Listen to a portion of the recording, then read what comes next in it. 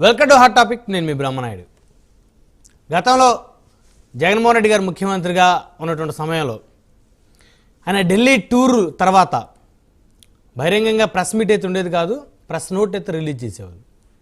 అయితే అప్పట్లో అంత పెద్ద హడావిడి అయితే ఖచ్చితంగా ఉండేది కాదు, ఎక్స్పెక్టేషన్స్ కూడా రాష్ట్ర ప్రజలకు ఉండేవి కాదు. ఎందుకంటే ఫస్ట్ టైం ముఖ్యమంత్రి జగన్మోహన్ రెడ్డి గారు, ఎందుకంటే ఆయన్ని బేస్ చేసుకొని కేంద్రంలో ప్రభుత్వం అధికారంలో లేదు కాబట్టి. కానీ ఇప్పుడు చంద్రబాబు నాయుడు గారు ఢిల్లీ వెళ్తున్నారంటే రాష్ట్ర ప్రజలందరికీ కూడా హై ఎక్స్పెక్టేషన్స్. ఢిల్లీలో ఆయన ఏం మాట్లాడతారు, ఢిల్లీ నుంచి ఆయన ఏం చేస్తారు అనేటువంటి ఎక్స్పెక్టేషన్స్ రాష్ట్ర ప్రజలకు పెద్ద ఎత్తున ఉన్న పరిస్థితి. అసలు బాబు గారి ఢిల్లీ టూర్లు వర్కౌట్ అవుతున్నాయా? వర్కౌట్ అయితే ఏ మేరకు వర్కౌట్ అవుతున్నాయి?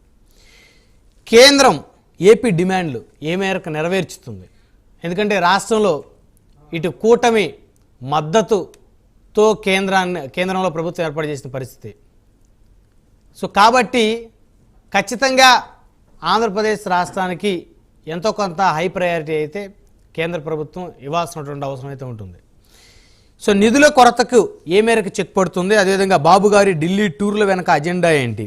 ఏపీ హక్కులను కూటమి సర్కార్ ఏ విధంగా సాధిస్తుంది రాష్ట్రం కోసం అనేటువంటి అంశాలు చర్చిద్దాం. ఇదే వాళ్ళ హాట్ టాపిక్.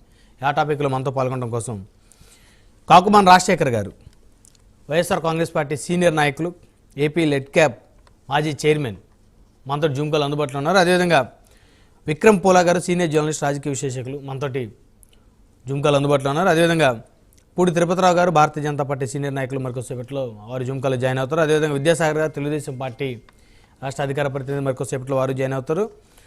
సో ముందుగా విక్రమ్ గారితో మాట్లాడదాం.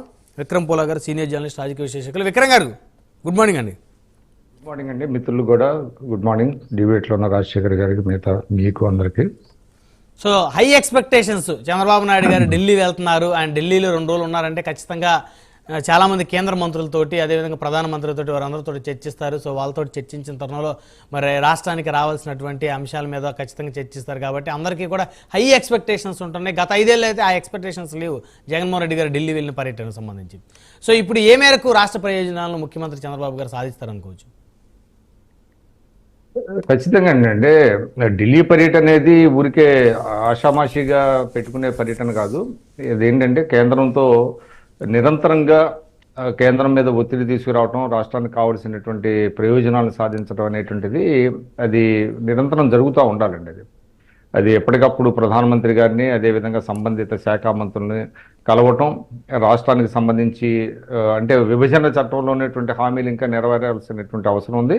అదేవిధంగా ఇంకా ఫర్దర్గా కూడా రాష్ట్రానికి ప్రయోజనాలు ఏ విధంగా సాధించుకోవాలనే దాని మీద చంద్రబాబు నాయుడు గారు ఈ రోజే కాదు, ఆయన మొట్టమొదటి నుంచి కూడా, ఆయన ముఖ్యమంత్రి అయిన తర్వాత కూడా కేంద్రానికి రాష్ట్రానికి మధ్య ఒక సమన్వయం సాధించడానికి నిరంతరంగా ప్రయత్నించినటువంటి సంఘటనలు మనకు తెలుసు గతంలో కూడా. ఆ విధంగా కొంత ట్రాక్ రికార్డు కూడా మనందరికీ చూసాము. వాజ్పేయి గారు కావచ్చు, అంతకుముందు దేవగౌడ గారి ప్రభుత్వం నుంచి కూడా ఆయన నిజానికి జాతీయ రాజకీయాల్లో చంద్రబాబు నాయుడు గారు కీలకమైనటువంటి పాత్ర ఎందుకు పోషిస్తారంటే రాష్ట్రానికి ఏదో ఒకటి సాధించుకోవాలనే దానికి. ఇప్పుడు ఒక మంచి అవకాశం కూడా దక్కింది.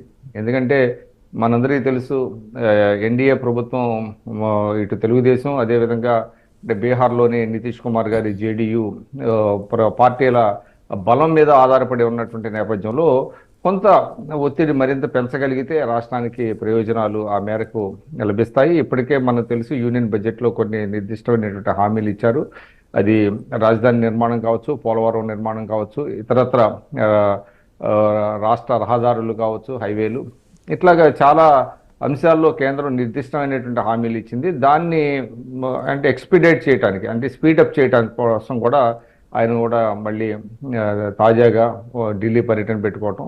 అదేవిధంగా ఇక్కడ 2 అంశాలండి. కేవలం కేంద్రాన్ని ఒప్పించి కేంద్ర మంత్రులతో మాట్లాడితే కాకుండా జాతీయ స్థాయిలో ఉన్నటువంటి పారిశ్రామికవేత్తలను కూడా ఆకర్షించడం అనేది కూడా ఆయన ఎజెండాలో ఉంటుంది.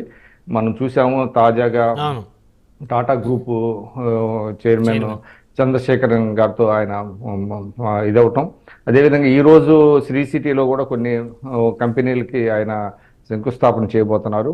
కాబట్టి ఏ మేరకు సఫలీకృతం అవుతారనేది సెకండరీ. అసలు ఫస్ట్ ఆఫ్ ఆల్ ఏంటంటే ఒక రాష్ట్ర ప్రభుత్వంగా కేంద్రాన్ని ఒప్పించడం, కేంద్రాన్ని కన్విన్స్ చేయటం, కేంద్రం మీద ఒత్తిడి తీసుకురావడం అనేటువంటిది ఒక ప్రక్రియ. అది సరే గత ప్రభుత్వం చేయలేదా, ఏ మేరకు సక్సెస్ అయింది అనేది ఇక్కడ ఇంకా అప్రస్తుతం. అది ఇప్పుడు ఏంటంటే కొత్త ప్రభుత్వం వచ్చింది కాబట్టి చంద్రబాబు నాయుడు గారికి ఆ రకమైనటువంటి కొంత టాక్టిక్స్ తెలుసు. అదేవిధంగా ఆయన న్యాక్ అనేది కూడా తెలుసు. రాష్ట్రానికి ఏదో ఒకటి రావాలి. ఆయన ఎప్పుడు ఢిల్లీ వెళ్ళినా కూడా చాలా ఫ్రూట్ఫుల్గానే జరుగుతూ ఉంటుంది. ఊరికే వెళ్ళాము వచ్చాము అని ఏదో సామెత చెప్పినట్టు చేతులు ఊపుకుంటే వెళ్ళి కాళ్ళు తీసుకొని వచ్చాము అనేటువంటిది ధోరణి కాకుండా చాలా ఫ్రూట్ఫుల్గా ఆయన చేస్తారు. అయితే 100% అవుతాయా అనేటువంటిది పక్కన, అది మనం చెప్పలేము. కొంతవరకు ఎవరైనా సరే విదేశీ పర్యటనలు కావచ్చు, ఢిల్లీ పర్యటనలు కావచ్చు, ఏ పర్యటన కూడా కొంత ఐస్ అనేది బ్రేక్ అవుతుంది. కొంత సమన్వయం అనేటువంటిది జరుగుతూ ఉంటుంది. దానివల్ల ప్రయోజనాలు సిద్ధిస్తూ ఉంటాయి. అందువల్ల ప్రజలకు కూడా పారదర్శకంగా ఆయన ఎవరిని కలిశారు, ఎట్లా కలిశారు, ఏం మాట్లాడారు అనేది కూడా ఎప్పటికప్పుడు ప్రజలను తెలియపరుస్తున్నారు. గత ప్రభుత్వంలో అది మిస్ అయింది. మీరు అన్నట్టుగా ముఖ్యమంత్రి గారు ఏనాడు ఫస్ట్ టైం అనుకుంటా ఆయన ముఖ్యమంత్రిగా ప్రమాణ స్వీకారోత్సవం చేసిన తర్వాత ఒక్కసారి మాత్రమే ఆయన ఢిల్లీలో ప్రెస్ కాన్ఫరెన్స్ పెట్టి మన దురదృష్టం మన బలం మీద కేంద్రం ఆధారపడి లేదు, లేకపోతే మనకి చాలా బాగుండేదని ఒక మాట మాట్లాడారు తప్ప ఆ తర్వాత ఎప్పుడు కూడా సీఎంఓ నుంచి ప్రెస్ రిలీజులు వచ్చాయి తప్ప అసలు ప్రధానమంత్రితో ఏం మాట్లాడాము, హోంమంత్రితో ఏం మాట్లాడాము, ఆర్థిక మంత్రితో ఏం మాట్లాడాము, వాళ్ళ రెస్పాన్స్ ఏ విధంగా ఉంది అనేది మనకి ప్రజలకి ఎప్పుడు కూడా తెలియపరిచే ప్రయత్నం చేయలేదు. కాబట్టి ఇది ఒక స్పష్టమైనటువంటి మార్పు. తెలుగుదేశం పార్టీ మార్పు రాజకీయాలు కూడా ఈ విధంగానే ఉంటాయి.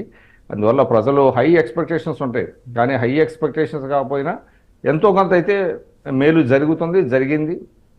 అది చాలా స్పష్టంగా కనపడుతుంది. అయితే ఎన్నికలకు ముందు ప్రత్యేక హోదా అంశాన్ని ఎక్కడ కూడా ఆంధ్రప్రదేశ్లో కూటమి పార్టీలు ఎక్కడా కూడా ప్రస్తావించిన పరిస్థితి కాదు.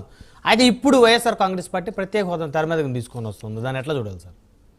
అంటే ఇప్పుడు ఒక అంశం అది గత ఎన్నికల్లో అంటే 2014 ఎన్నికలప్పుడు అది ఒక ఎన్నికల అంశంగా మారింది. ఆ తర్వాత కూడా మనం 2019లో చూసాం. స్వయంగా ఆయనే చెప్పారు, జగన్మోహన్ రెడ్డి గారు ముఖ్యమంత్రిగా ఉన్నప్పుడు చెప్పారు, మన బలం లేదు కాబట్టి మనం గట్టిగా మనం వాళ్ళని ఒత్తిడి చేయలేమని చెప్పారు. ఒత్తిడి చేయలేదు కూడా.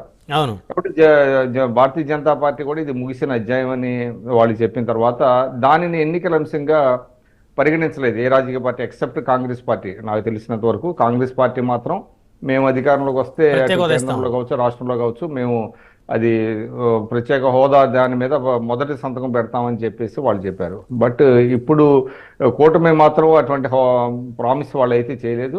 బట్ అది లేకపోయినప్పటికీ కూడా దానికి ఈక్వలెంట్గా దానికి సరి సమానమైనటువంటి ప్రయోజనాలు సాధించడానికి కూటమి ప్రయత్నించాలి. ఇప్పుడు ఎందుకంటే ముగిసిపోయినటువంటి అంశాన్ని మళ్ళీ అది ఒక అంశంగా తీసుకురావడం అనేది కూడా సమంజసం కాదు వైఎస్ఆర్సీపీకి.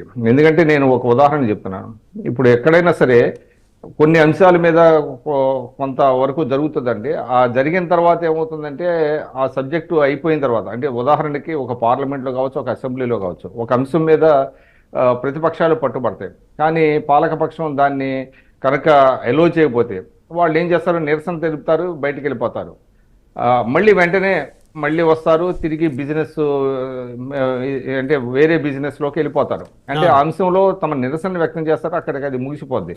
మళ్ళీ దాన్నే లాగుతా మొత్తం డిస్టర్బ్ చేయటం, సభను అడ్డుకోవటం, సభా కార్యకలాపాలని స్తంభింపజేయటం అట్లా జరగదు. అది అట్లానే ఇది కూడా ఏంటంటే వాళ్ళ నిరసన తెలియజేయచ్చు, నిరసన చెప్పచ్చు. కానీ అదే దాన్నే పట్టుకొని ఆ అంశాన్ని, అయిపోయిన అంశాన్ని మళ్ళీ తిరిగి దాన్ని ప్రజల ముందుకు తీసుకెళ్ళినప్పుడు ఖచ్చితంగా మీరేం చేశారా 5 ఏళ్లలో అనేటువంటి ప్రశ్న కూడా ఉత్పన్నమవుతుంది.